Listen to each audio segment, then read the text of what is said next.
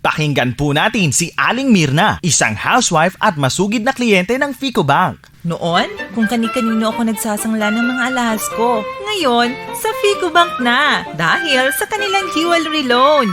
Good choice! Noon, pag sa iba ako nagsasangla, may rehas na nakapagitan. Mainit ang lugar at napakatagal kong naghihintay. Ngayon, pag sa Ficobank ako nagsasangla, VIP ako dahil nasa loob ako mismo ng bangko. Magandang ambience, asikasong-asikaso ako at higit sa lahat, mabilis ang proseso.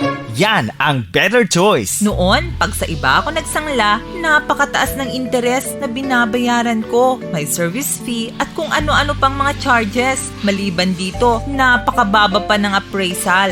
Worst choice! Pero ngayon, pag sa jewelry loan ng Ficobank, sulit na sulit ang pagsasangla ko dahil mataas ang appraisal at napakababa ng interest dahil 2.5% lang kada buwan, no service charge at lalong walang hidden charges.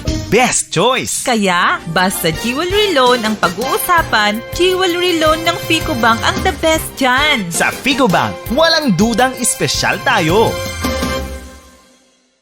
Pakinggan po natin si Aling Mirna, isang housewife at masugid na kliyente ng Ficobank. Noon, kung kani-kanino ako nagsasangla ng mga alahas ko. Ngayon, sa Ficobank na dahil sa kanilang jewelry loan.